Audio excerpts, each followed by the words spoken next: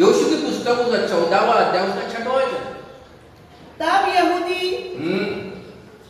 यहूदी यहोशू के पास गिलगाल में आए और खंजी यपुन्ने के पुत्र कालेब ने उससे कहा, यहोशू से कहा, तू जानता होगा कि यहोवा ने कादेश बढ़ने में परमेश्वर के जन मूसा से मेरे और तेरे विषय में कहा। ये जो बातें किसने कही थी? परमेश्वर ने कही थी। ये देश मैंने तुमको दे दिया हूँ, ये देश, ये जो पहाड़ी है मैंने कालेब को दे दिया हूँ, ऐसा मैंने नहीं कहा।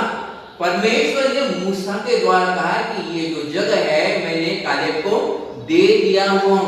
कई बार जब हम बातचीत करते रहते हैं, मैं अब किसका नाम नहीं बताना, मैं पूर्णिमा सिस्टर जब वहाँ पर आईसीयू में थी, बहुत सीरियस थी, तो मैंने एक उनकी रिश्तेदारों से बातचीत किया। मैं नाम लेना उचित नहीं समझता।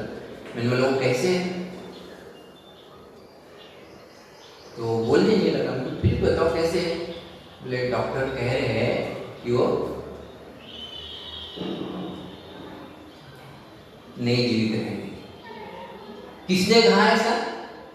डॉक्टर ने कहा। किसने कहा ऐसा?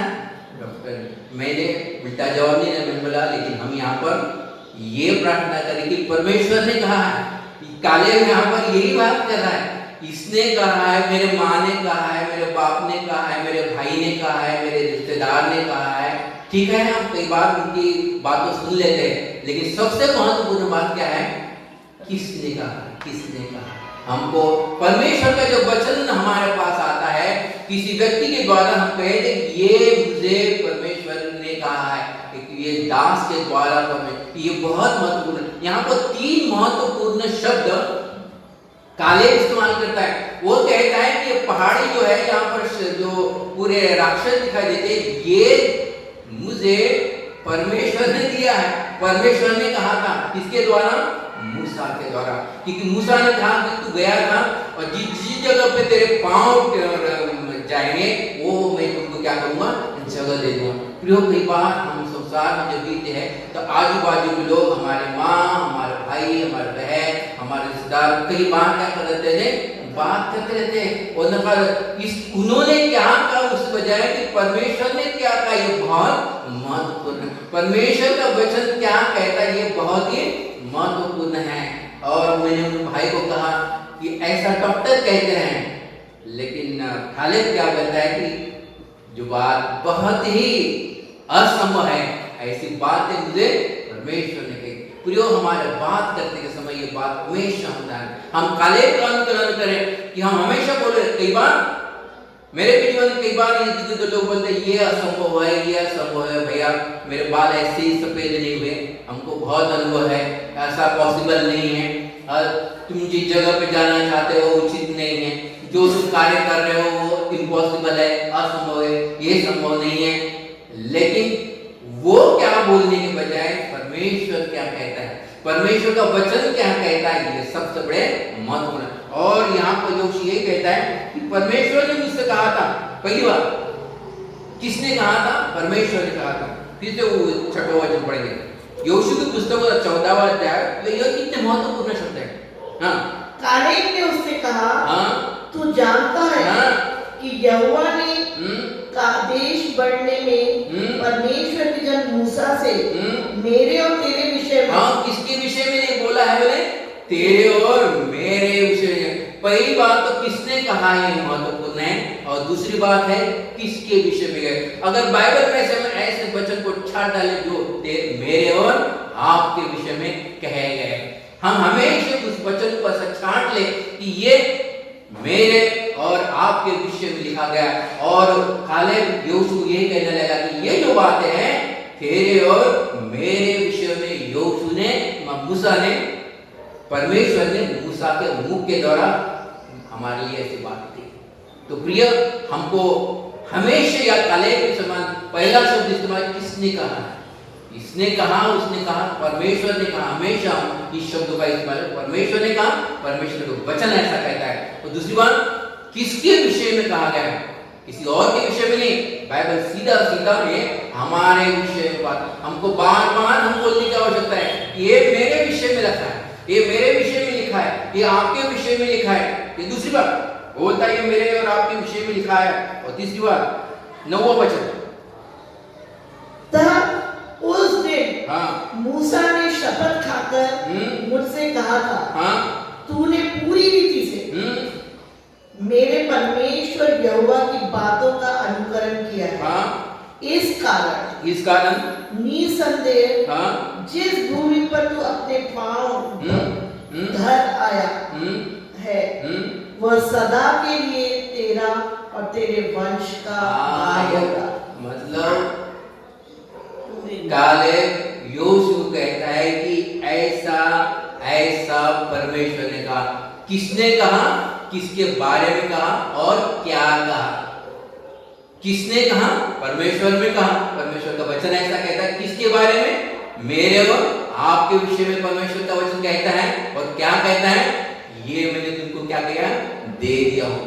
प्रियो, हमको ऐसे वचन को जहां पर परमेश्वर ने कहा है उसको अंडरलाइन कर लेंगे। ये किसने कहा? किसी व्यक्ति ने कहा, इसको सुनने के बजाय परमेश्वर के वचन में ऐसा लिखा है, इसको अंडरलाइन कर। और इसके विषय में हम ध्यान दें कि अरे ये तो मेरे विषय में कहता है। अगर हम कोई खत पढ़ते हैं और खत में अगर हम अरे ये खत में तो मेरे विषय में लिखा है, किसने कहा? हम देखते हैं अब ये किसने कहा? अरे ये व्यक्ति ने कहा। किसके विषय में लिख रहा है खत? अरे इसमें तो मेरा नाम लिखा है, मतलब ये मेरे विषय में कह रहा है। फिर हम देखते हैं अरे इस व्यक्ति ने मेरे विषय में कहा, तो मैं क्या करता हूँ और केयरफुली देखता हूँ कि अब उसने क्या कहा।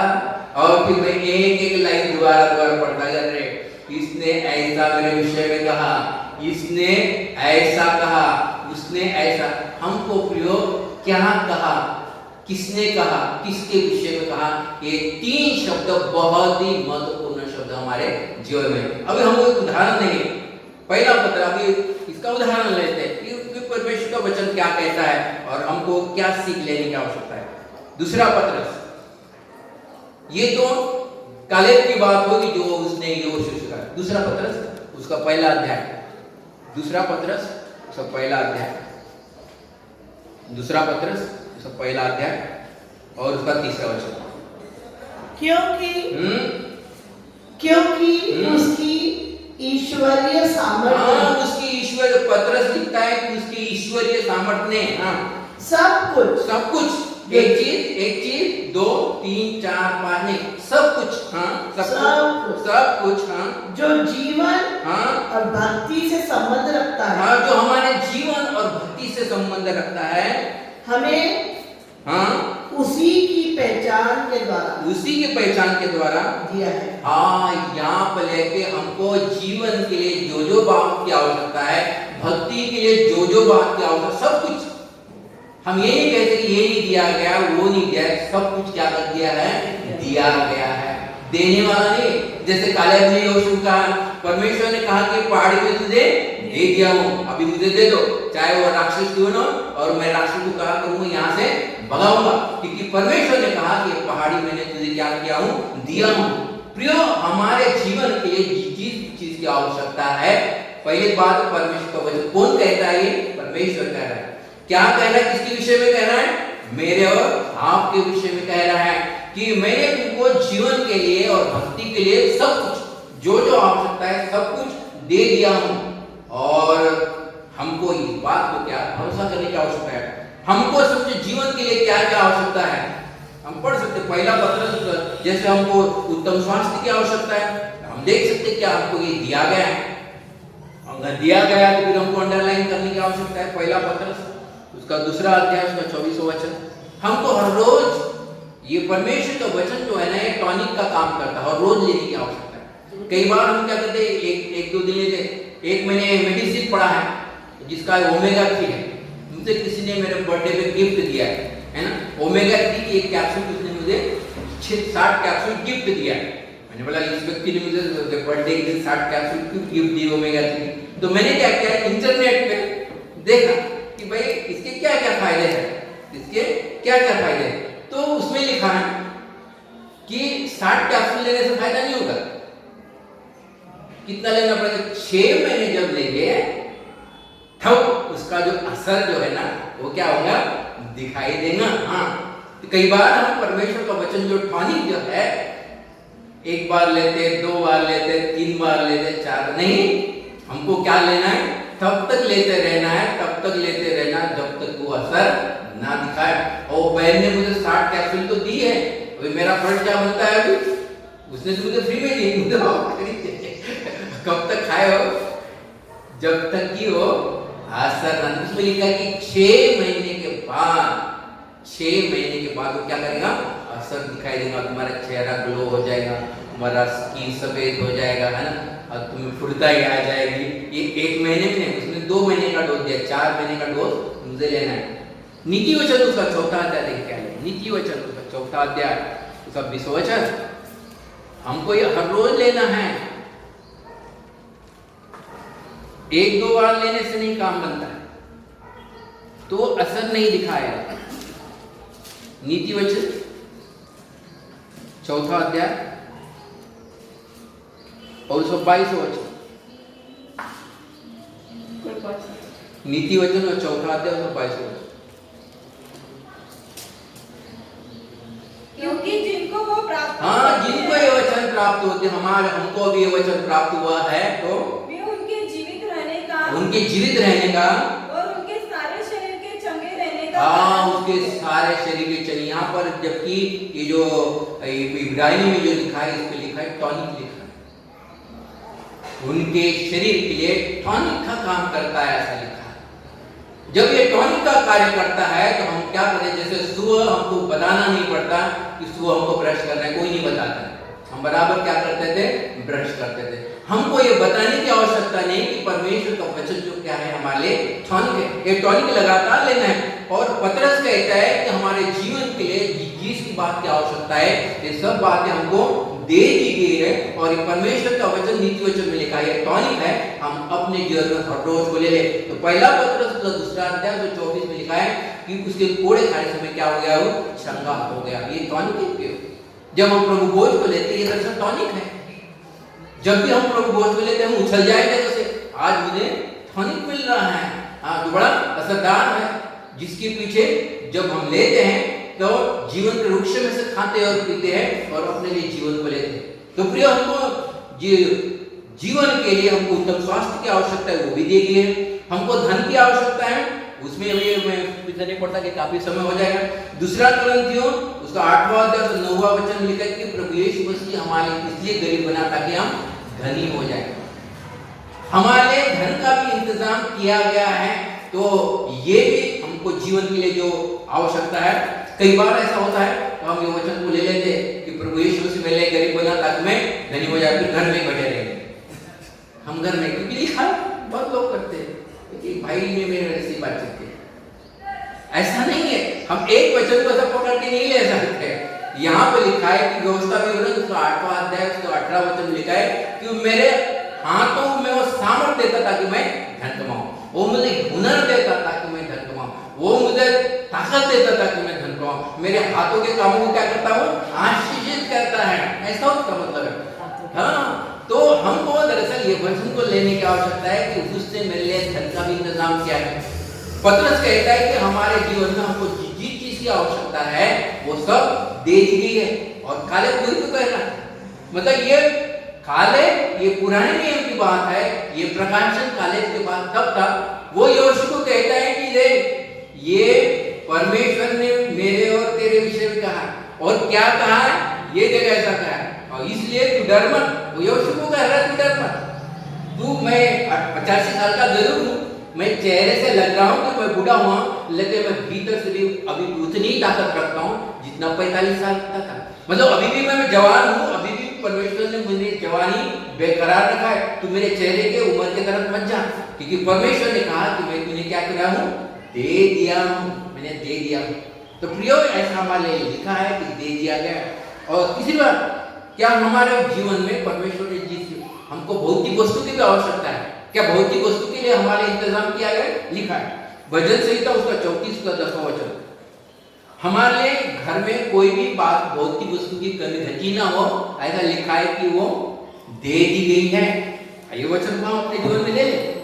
जवान सिंहों जवान सिंह तो भूखे मरेंगे। हाँ जवान सिंहों को तो घटी होती हाँ, है, उनको घटी होंगी। हाँ, वे भूखे भी रह भूखे जाते भी रह हैं, सकते हैं। परंतु यहोवा के खोजियों को हम्म, किसी भली वस्तु की घटी नहीं होगी। हाँ, ऐसा दाऊद कहता है। तो देखो कैसा प्रकाश दाऊद को परमेश्वर ने दिया कि यहोवा के डर हुए तो कोई भली वस्तु की घटी नहीं होगी। प्रियो, हमारे लिए भौतिक वस्तु का भी इंतजाम किया गया है। पांचवी, कई बार लोगों के पास धन दौलत हो। मैं एक बार पढ़ रहा था, ये व्यक्ति जो अम्बानी है कि एशिया में सबसे कोई अमीर है, ऐसा पेपर में गया।